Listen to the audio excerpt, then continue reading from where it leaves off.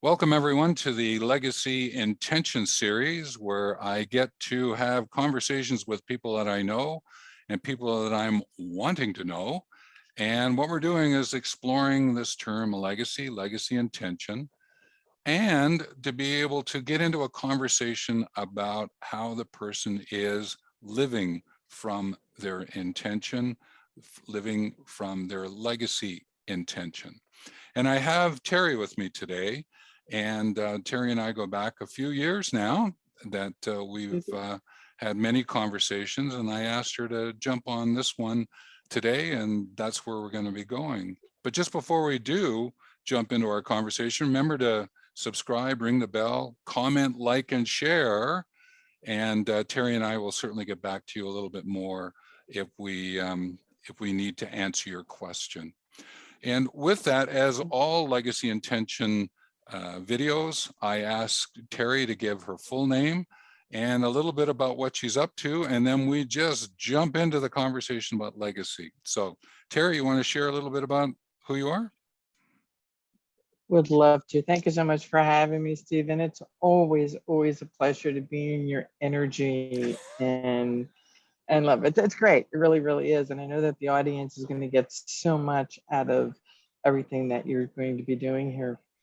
Well, I'm Terry Wildeman, and I am an intuitive success navigator. I'm a speaker, a trainer, and an author, and I guide conscious spiritpreneurs and leaders to control overwhelm, awaken the possibilities, and attract abundance in business and life. And I do that in my university, Intuitive Leadership University, that Stephen has been so kind to mentor me on. There's been a lot of evolutions of Intuitive Leadership U. And it's something that is very near and dear to my heart, because I've been an entrepreneur since I was 18 years old. And so it's been a few decades. And right now, there is a revolution, if you want to call it, where souls are evolving at a very fast rate. And my goal, my passion, is to help these conscious spiritpreneurs to elevate themselves and believe in themselves and work in their businesses in a way that they also contribute to elevating the social consciousness, the soul consciousness, I should say. Sometimes the social consciousness can take on a different element that isn't really evolutionary. If you know what I mean, it doesn't always evolve. It's sort of taking us backwards in some ways. And the goal with my work is to move people forward so that they can really step into their power and be who they are meant to be in this lifetime. Wonderful. Well, thank you. So the word legacy, again, I always ask people, well, what does legacy mean to you? And I'm going to do the same. So legacy, how would you define it or use that word, Terry? To me, legacy is the image, the feeling, or the words that come to a person when they hear your name. It's what role have you played in their life that emits energy, either in a positive or negative way, because we can leave a positive legacy or a negative legacy. Yeah. How did we help that individual expand and grow in mind, body, and spirit? That's what legacy is to me. And my hope is that my legacy is one of being able to assist people to understand how their own self-love and positivity can lift not only themselves, but lift everyone around them through their thoughts, feeling, words, language. So would you say that you have a legacy word or two that sort of is like word threads through your life? Do you have anything like that? I'm sure my kids will tell you intuition is one of them. Yeah. Intuition is definitely one of my big words, and spiritual is the other one. Those are probably two of the biggest words. Intuition, spiritual, and entrepreneurship. Those are probably the three words that come to mind right as we speak. And it's the integration of all of them, because I love working with helping entrepreneurs integrate the practical, technical, and logical with the emotional, the energetic, the spiritual, the intuitive, and the energetic. So it's not just entrepreneurs, it's entrepreneurial leaders, because you can be a leader within a corporate and still have that entrepreneurial spirit within your department or within uh, the company itself. So, when it comes to the legacy, it's really about unity, positivity, spirituality, integration, those kinds of words. Listening is the other one, because I find that when we don't listen to ourselves and how we feel, it's really inauthentic when we try and work with others. And you listen to my word try. Try means not being committed. When we are inauthentic with ourselves, we're not truly committed to where we want to go, because that lack of integrity and authenticity is missing in that energy field. Okay. So just before we explore one of those words, because I think one of them is kind of important right now, and that's the word listening. I'd just like to acknowledge is that the rays of light that are coming through behind you and filling up the screen are wonderful. But I think we also need to figure out, is there a way of just moving your computer slightly so we get more of you than, it was great, because as you were talking about it, it was getting brighter and brighter and brighter, right? So we'll come back to it. Okay. So great. Thanks for moving over so we can actually see it. So that's great. Can I pick up this word listening? And from a legacy point of view, actually listening to others so that when you share your legacy, you can touch the other person's heart through your words. That's why I ask about legacy words. Yeah. But from a listening point of view with intuition, spirituality, can you just explore a little bit more about what you mean about listening so that we can have I'm going to say, deeper and richer appreciation of that word from your perspective? You and I talked about this, so I'm going to grab this book here. I'm going to give you an example of listening. And it's listening in a way that a lot of us avoid because we're scared of the information that comes through. As you know, I recently lost a parent, and she's 98 years old. It was time for her to let go of that awful body. Her poor body. It's like, oh my God, Mom, please. She was in pain from the top of her head to her toes. So I listened, and she let go, finally let go. So while I'm down here taking care of my father, I came across this book. Ta-da! Dr. Brian Weiss's Miracles Happen. And I knew that there was something going on that I needed to clear up with him, and I couldn't figure it out. And I just sort of, okay, God, take me to where I need to go. And took me to a specific chapter in this book. And I heard the words, go to the specific page. This is what I'm talking about listening, because we're listening in a very, this isn't on the surface.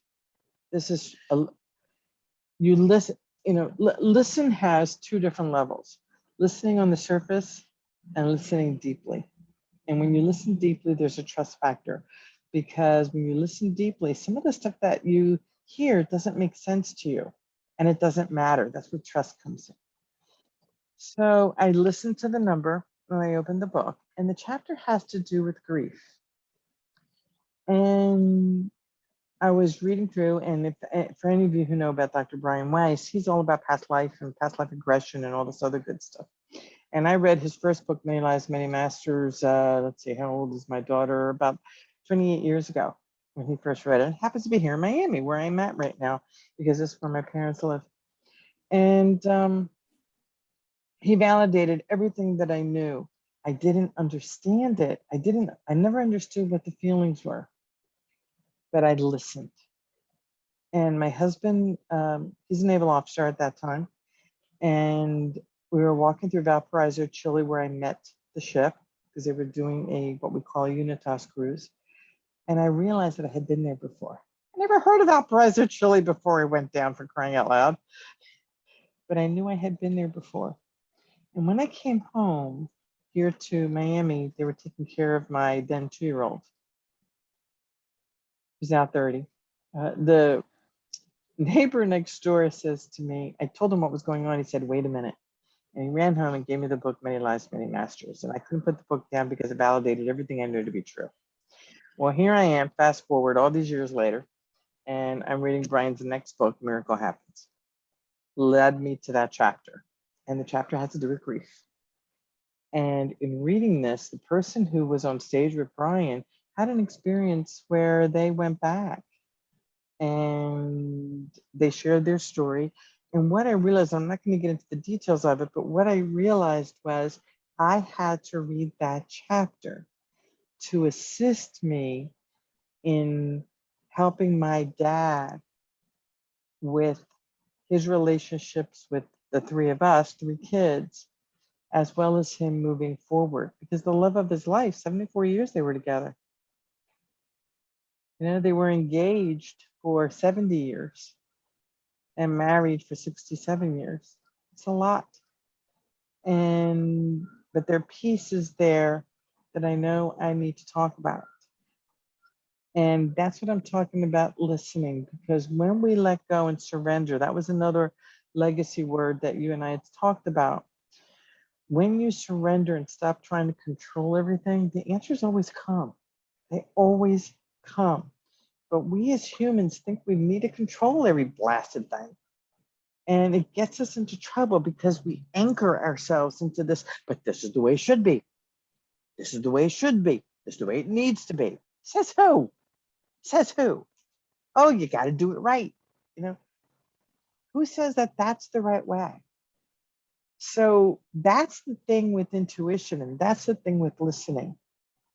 Listening and listening at a level where you can plan everything out. And I'm a planner. Trust me, I'm a planner. When it comes to my events, I plan down to the paperclip. But once I plan it all out and it's all done, it's like, okay, go. Because I know you're in control anyway. And I've learned to listen to the fun stuff that happens and everything that goes wrong in those events because they make the event better. So when we're talking about legacy, there is a very strong listening component to it that you're bringing out in this conversation that I'm hoping that our listeners, our viewers, watchers are picking up on, because it's a skill that we sometimes just take for granted. And if we spend a bit of time with it and really truly learn about listening, like I shot a video about the 7 elements of listening because I wanted to give people a better understanding of what it's all about.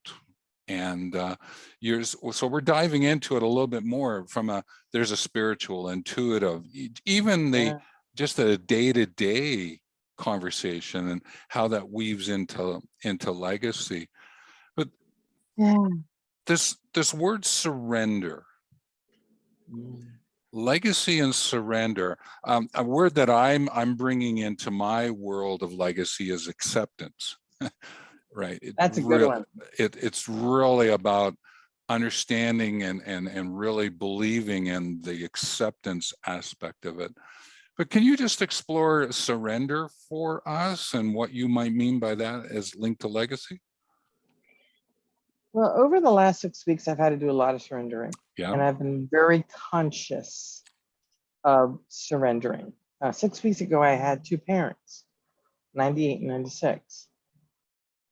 And in these 6 weeks, both of them fell and both of them became toddlers. So I had 2 toddlers.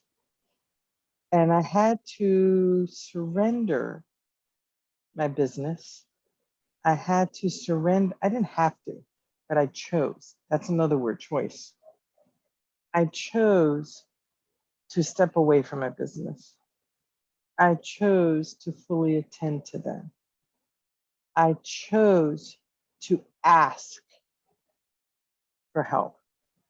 I chose to surrender to what is and allow the intuitive and spiritual insights to come. And the more I surrendered and the more I listened, the more I was able to keep this insane chaos in this house to a dull roar. And that surrendering piece, because as you know, Stephen, I'm a big one with talking with the other side and connecting with my angels and my enchanted boardroom. Trust me, my enchanted boardroom, I got talked with a lot over. And the enchanted boardroom is my spiritual board of directors. And I asked for a lot of help, but I did something this morning, Stephen. It's interesting we're having this conversation. I did something this morning that I have not done. I'm very good, and this is about listening and listening to ourselves. I'm very good when somebody shares on Facebook or social media that they lost somebody or whatever, and I'll say to them, I'll type down, asking the angels to wrap you with their wings and support you and comfort you during this difficult time. And this morning I'm laying in bed, and what I realized was I speak with my angels, I speak with my enchanted boardroom, I speak with the ascended masters who have come forward to sit in my boardroom. I never asked them to wrap me with their wings and comfort and support me in that manner. And that thought this morning as I lay in bed was like, you gotta be kidding me. I mean, it was like, really, Terry? You do this for everybody else and you're not doing it for yourself? And I actually felt everyone on my board of directors, my spiritual board of directors, one at a time came and just one on top of the other, just holding me and supporting me. And the wings from the angels coming in, Michael Gabriel, Raphael Uriel, Metatron Sandalphon, Jophiel Haniel, all of them just, it's like this big gigantic hug. And it was like, oh, thank you. Yeah. Well, I think there is an element of what you're sharing for those who are listening again from this legacy point of view, the asks that you make, to sometimes that you forget about the notion of the caring, because there's a lot of caring in the legacy story. I get that, because a lot of people associate legacy with leaving. All right. I'm always sharing about, living from your legacy.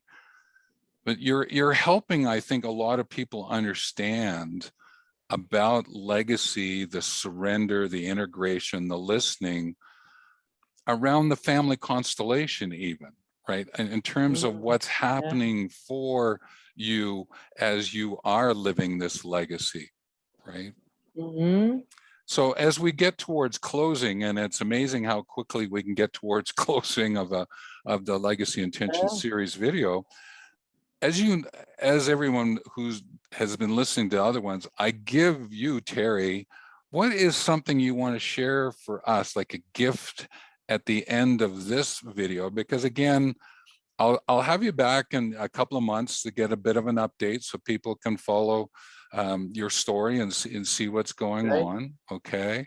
And again, I remind people to subscribe and ring the bell so you get updates, and comment, like, and share if you've got a question for Terry.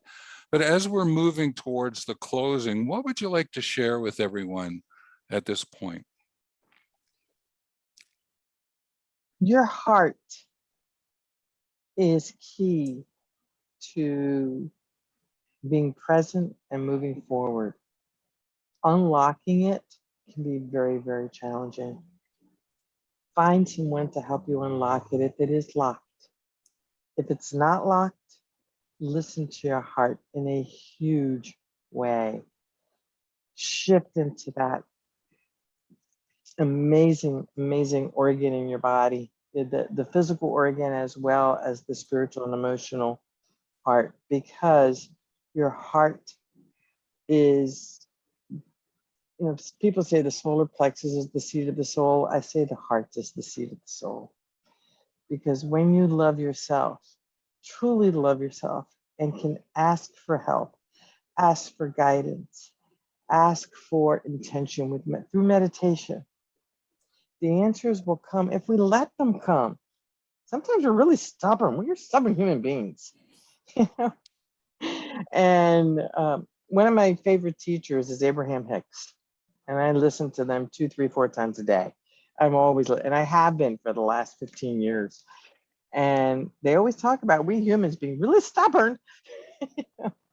So when we listen to our heart, that's where the magic happens.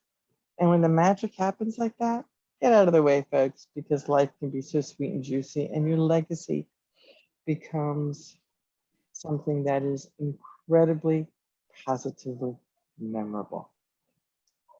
So true. And heart has here in it. That's right.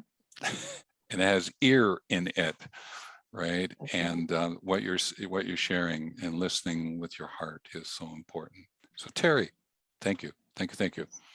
So we'll get back together at some point in time in the next couple of months and get a little bit of an update of where you're coming from. And so again, on behalf of the viewers and the readers of what's happening here, thank you and take care.